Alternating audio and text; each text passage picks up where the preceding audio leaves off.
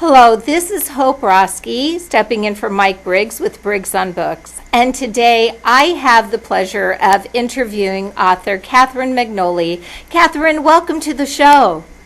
Hi, thank you so much for having me. I am so glad that I have this opportunity to interview you because, your name Katherine, when you abbreviate it down, it then becomes Kat, which leads us into your book called Cat Girl.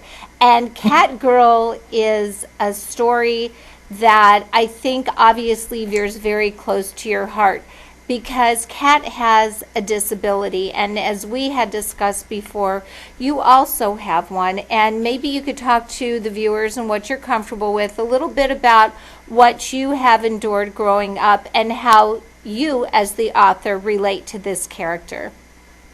Wow, what a great lead-off question. So I was born with the birth defect spina bifida, which if you don't know what that is, it is a disability that affects the spine. And how it was described to me as a child is that the spine is kind of like a magical tree that has these little magical leaves called nerves that help you move your arms and legs. And I'm missing some of my magical leaves, so I can't move my legs. But my mom went on to tell me that I can do absolutely anything else that I put my mind to. So that kind of message really helped me endure so many different medical situations and also the ostracizing and bullying of my peers growing up in a small town in New York. So that's why I'm passionate about writing my book series about a superhero that helps kids who are being bullied. Well, I think when you take a step back, you had a mom that was a great inspiration for you because she told you could do what you wanted to put your mind to, and you did. And that says something about you. And also probably leads a lot into this character who has a lot of that fight and inspiration in her as well. Because one of the things that sadly occurs, because I think it's just a lack of education, is there's some children that really don't understand what it's like for those to live with a disability, and I'm not going to defend their actions, but I think it's just a matter of not being educated about it. And I think once they do, sometimes that's what it takes to have their eyes become open and really then become understanding and compassionate to those with disabilities, which I think is paramount in our society today. One of the things that I did want to discuss with you are, you said you have a series. Let's talk a little bit about, because this came back out in 2011, the first series of Cat Girl, correct? Yes, yes. Okay, so tell us a little bit about some of her different adventures. So in the first story, we're introduced to her, and it's basically her first day at a new school, and the other kids are just very curious about her, and they're asking her a lot of questions about her disability. And then there's this one little boy named Timmy who starts saying not very nice things. He starts asking her, did you fall? Like, did you break your leg? Like, saying things that maybe would hurt somebody's feelings when they're trying to make friends and fit in and so forth. And so at the end of that story, she actually is able to help him. When she goes by his house, she sees that he's upset. And so she, being the kind person that she is, asks him what's wrong. And he tells her that his cat is stuck in a tree. And he's like, you can't help me. Like, you're in a chair. Like, how are you going to climb the tree? And lo and behold, she does help him because she has a flying wheelchair. So that is how she's able to help him in the first story. And then he's so excited about this that he then apologizes to her for making fun of her, and the two become quick friends. And in the next 3 chapters, he actually becomes her sidekick. So it's Catgirl and Timmy that kind of help all the other characters in the other stories. And in the second one, you see Catgirl and Timmy help a little boy who is, seen as a little bit overweight, and the other kids tell him that he can't ride a horse. So the same premise is she encourages him to believe in himself, and they actually go on a flying adventure with the horse. And it's really, really fun. That one is called The Adventures of Catgirl and the Birthday Party. The third chapter is when Catgirl helps a little girl who's deaf win the school spelling bee by using the sign language alphabet. And that personally is my favorite one because kids get so excited to learn a little bit of the sign language alphabet when I go and present at their schools. And then finally, A, B, C. I remember learning mine, and it just has stayed with me. yeah, actually spell out the word bullying in the book, and it's so great to see how excited kids get to learn it.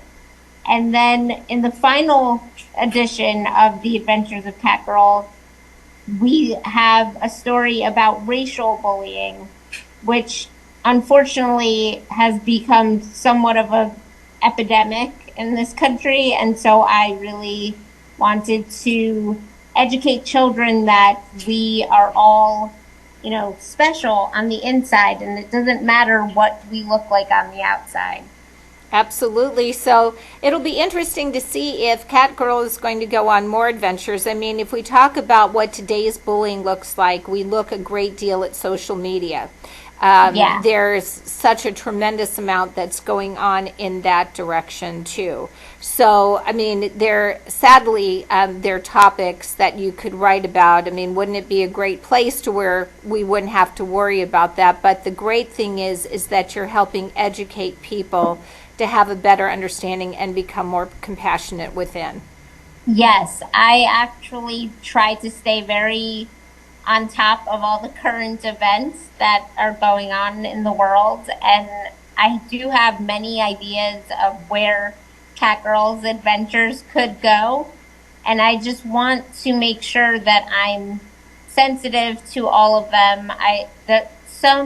To give you an idea of where I'm thinking, to go the disability route, I would love to have one about autism and Down syndrome. I think that those are two that frequently come up in the conversation of bullying, and I think that would be a very inspirational story to cover. But also, as I mentioned, there's one about racial bullying. So to go the societal route of equity and social justice, I would love to target, religious bullying and maybe even go into like the LGBTQ. So I have many ideas, and these are all actually currently in discussion with people about possibly making it a animated series as well. I think that's fabulous. And if anybody deserves that kind of, I would say, positive feedback and moving forward in what you're doing, it's you. One of the other the areas, now, you also have another series. It came out in 2019, correct?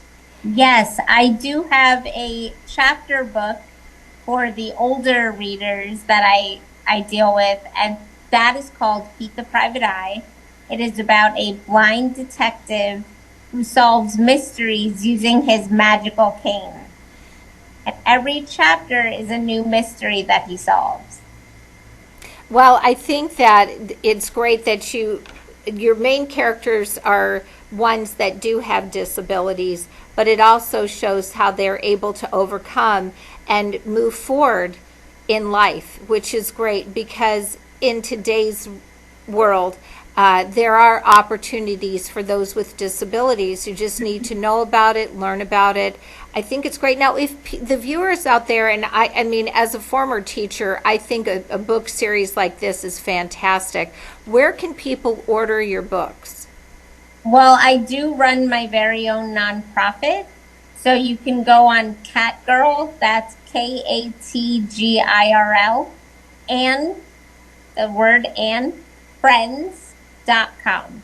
Okay, so it's and if they want to get on there again, it's www.cat, and that's with the letter K, K-A-T, right? And Yes. friends with an S at the end.com, correct? Yes. All right, that's wonderful. Is there anything that you'd like to say in closing to our viewers?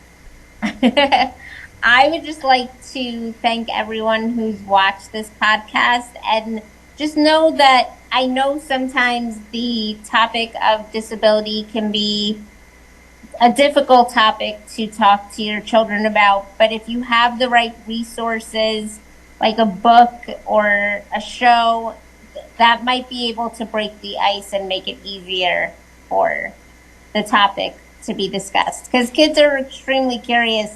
I can't go anywhere without a kid, Right. stopping me and being like, what's that? Like wanting to learn about my wheelchair. So it really is an important topic to talk about with kids. Absolutely. I know, I'll just say in closing, one of my daughter's best friends is a little person. And my daughter has grown so much from understanding what it means and what she's had to go through, just growing up with her, and me as well.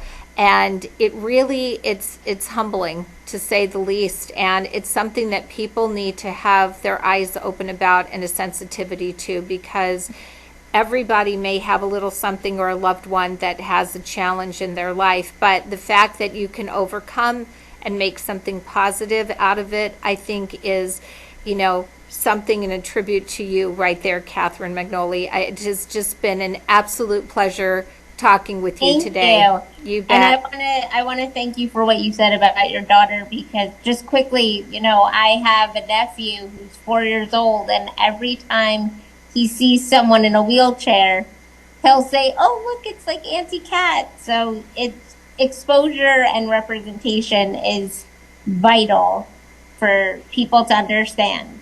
Well, I wish you only the best. It was great, and I hope I get to interview again soon. It would be Thank great. you. Have a great day. You too. This is Bye Hope Broski with Briggs on Books. bye.